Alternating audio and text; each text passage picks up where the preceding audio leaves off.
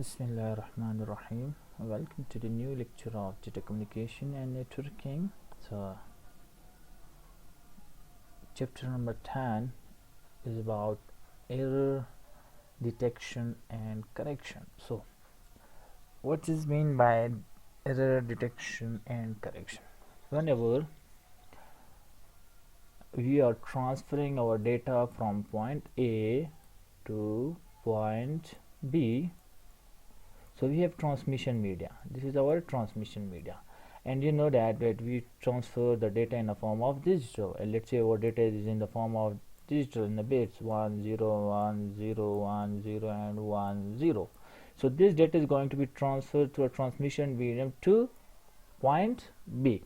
So once this data is received or reached to the point B, so is there is any error occurred in a data or not? So when there is any kind of error occur, so we can detect error by using a different method. For that we have a CRC method, 1 bit 2 bit parity and so on. So that's why we can detect error and we can also correct the error. Okay, so later on we will see how the error detection can occur and how we can correct the data. Okay, so in this chapter what we are going to study, we will study about types of error, redundancy, detection versus correction, forward error correction versus retransmission, coding, modular arithmetic. So data can be corrupted during a transmission, I told you before. So some application require that error can be detected and corrected. Okay, so this is basically concept about the error detection and correction. So coming to our next slide, where we can study it deeply. So in a single bit error, only one bit in the data unit has changed. Let's see, this is our data. So what we are going to do, this is called one bit error, one single bit error. Let's see, this bit is going to be changed. It's 0, we are saying that it's going to be 1. So when this data is reached to the receiver end, so it can detect only one bit error. If there is a 2 bit error or 3 4 5 6, so it will not be detected, because this is about single bit error or single bit parity, where once only one bit is going to be changed, so the system or our equipment can detect it. This is called single bit error. So now coming to this one, single bit error, what does it mean? Let's see, we have this is our data.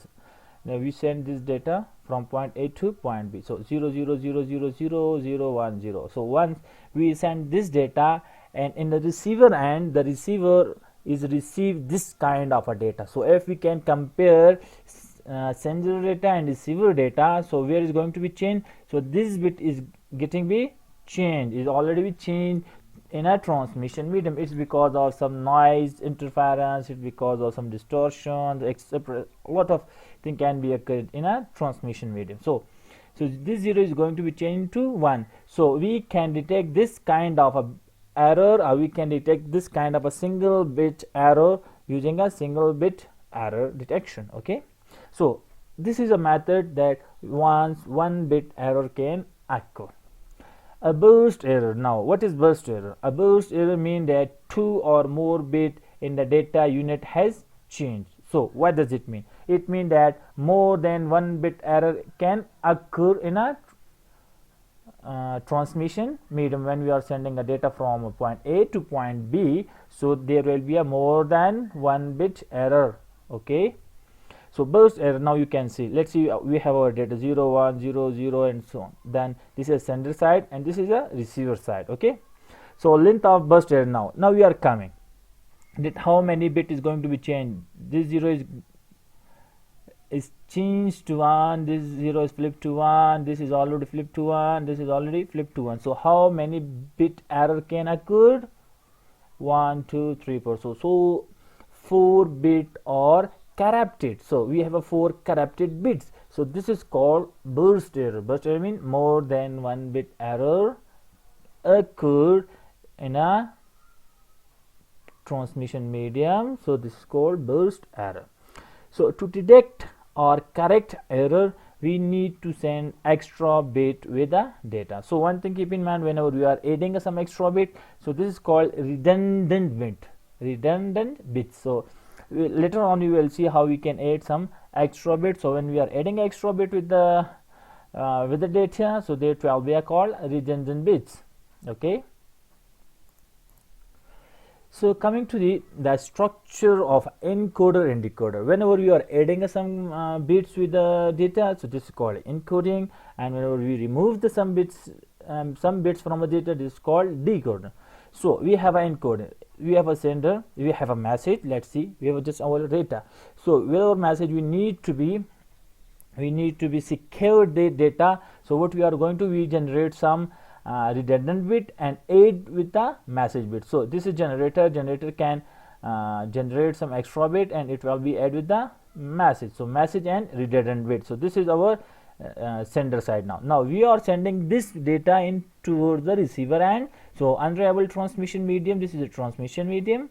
So receiver will receive this information. Then we have a checker in the receiver end. What checker can do? Checker can compare, can match, can be watch or see that how many bit can be changed or corrupted, or is there any bit error, or is not any bit error. So it's a duty of a checker. So correct or a discard. So when there is no error, let's see, when there is no error, so it will be a message, and decoder can decode the extra bit, and we will have our original message. So we concentrate on a block decodes. We leave convolution code to advanced tags. Convolution can be studied in a DSP, digital signal processing. Here in data communication, we will just study about block codes. So in a module in arithmetic, we use only the integer in the range of 0 to n minus 1 inclusive. Okay, so not be big deal like. So now coming to the process. So what kind of a process can be occurred when we are checking the detection of error, or we can going to be correct the error. So what kind of operation can be occur?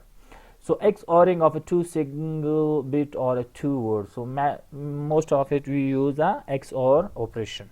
So let's see, you know about XOR operation. So once we have 2 low bits, so the result is a low. Once we have a 2 high bits, it will be a low. And once we have a 1 we have a just 1 high bit and 1 low bit, so our result will be a high. This is just operation of a XORing. Let's see, 0 0 0 0 1 1 1 1 0 0 0 1 1 and 1 1 0. This is XOR operation. So just keep in mind that what kind of operation we can do and how it going to be work. So now coming to the block coding. In a block coding, we divide our message into block. Each of a k bits called data words. We add or redundant bit to the each block to make the length is n is equal to k plus r. K is your original message, is your original data, and r is your extra bit, r is your redundant bit we are going to be add with the data. So the resultant n bit block are called code words. So keep in mind, where somebody can ask that k is your message but n is your code words. Code word means your message with the redundant bit.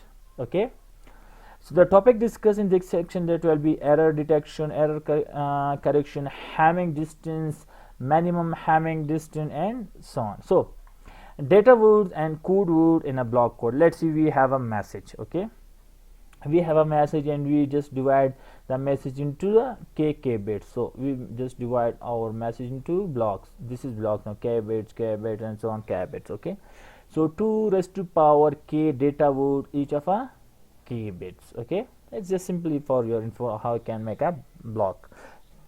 Then coming to, once we add redundant bit with a block, Okay, this is our original message. Now we are adding some redundant bit with the block. So our code word will be n bit, n bit, and n bit, because every block have there some redundant bits. So 2 raised to power n is a code word, and each of n bit only 2 raised to power k of them are valid. Okay, this will be valid, he's saying, because it's our original message, and the other bits is our extra bit, which used for some security purpose, for some matching comparison, that is there any kind of error occur and from sender to receiver. Later on we will know about that why we add some extra bits. Okay,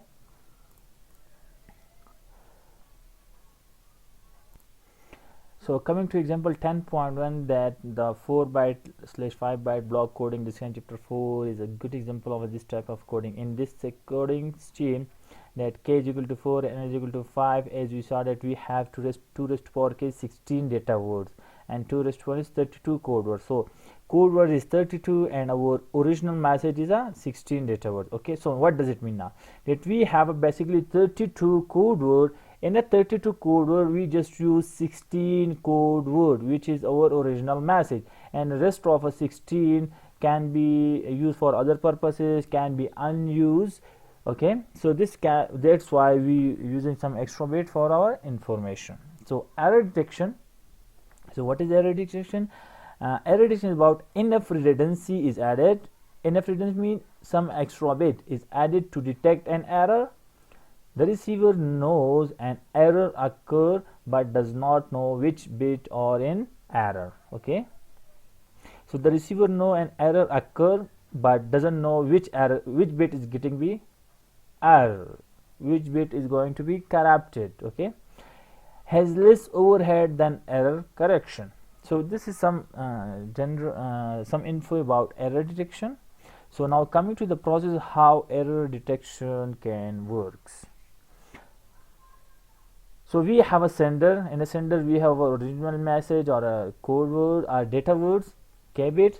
So with the k bit we need to add some extra bit. This is called encoder. So when we add some extra bit, so we have our code word. Now we are transferring or sending our code word towards the receiver.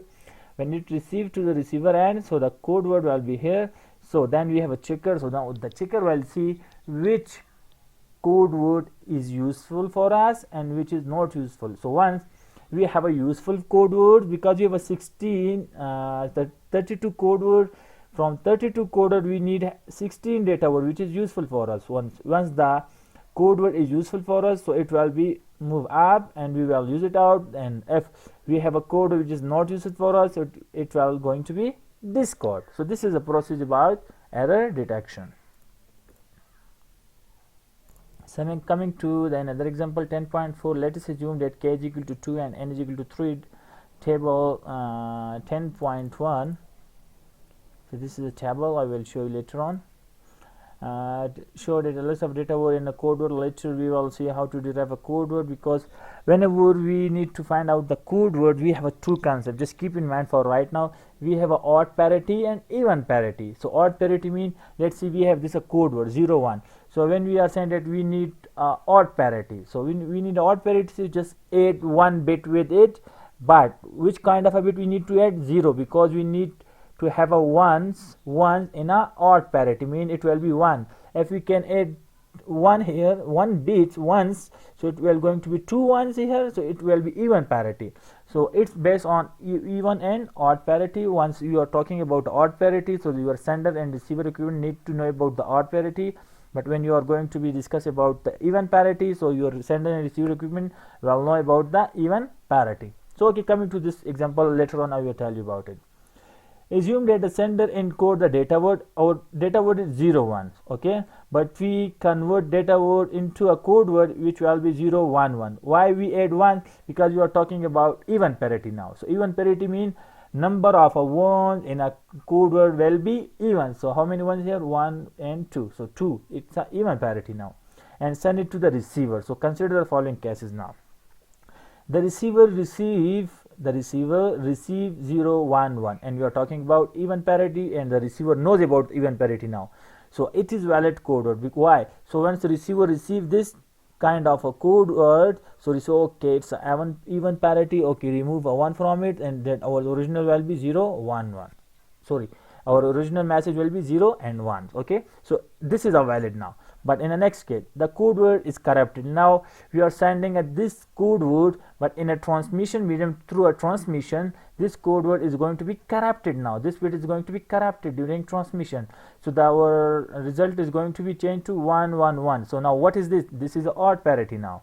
So when this is odd parity, so when the receiver know, oh, what's going on, oh, say, oh, sorry, odd parity, there is a kind of a bit error. Okay, discard it. So the what the receiver can do, receiver will discard the code word. Now in another case, the code word is corrupted during transmission, and 000 is received. Now this is received, so this is a valid code word. This is a valid code because even parity, number of one is even here, because no one is admit is even, because 0 is even. So this is a valid code, but the receiver incorrectly extract the data word 00. Two corrupted bits have made the error undetectable. So one thing now, whenever we have this kind of a bit, when we have a 2-bit error, let's see, when we have a 2-bit error, or once we have a bit error in even form, I will tell you what does it mean. Let's see, we have a, let's see, we had basically 0 1, and our code word is 0 1 1. Okay, so now what's going to do, it's getting be 0 0 now. Let's say our code is getting be 0 0, but when we extract it, our message will be 0 0. So we can't know what happened here. So even parity is occurred, but this kind of, because 2-bit is going to be changed, so receiver cannot be detect this kind of error. Okay, so this is a table which about it, example 10.2. let's see, we have a 0 0 0 1 1 0 1 1. If you can see, we are talking about the even parity. So in even parity, we need to have a number of a 1 will be even. So 0 0, so okay, add a 0 bit now. Then we have a 0 1, so we are talking about even parity, so okay, add a 1 bit here once. Okay, it's not even. So again we have a 1 0, we are talking about even parity. Okay, add a 1, so number of 1 is even now. So we have a 1 1, so we have a even parity. Okay, add it 0. So this is a basically method. But if you are talking about the odd parity, so make your number of 1 will be odd. So it's simple method. Okay, so for your information, an error detection code can detect only the types of error for which it is designed. Other type of error may remain undetected. What kind of a programming you are doing in equipment, so that equipment can detect such kind of a error for which they is designed. So once you are designing your equipment for 1-bit error or a 2-bit error or 3-bit error, so your equipment is going to be detect that kind of a error. Okay, so this is just for info. If you can be, because it depends on the designer, how designer can make a. So now coming to again the structure of encoder and decoder in error correction. So it's simple. Now it's about error correction, just about a block diagram.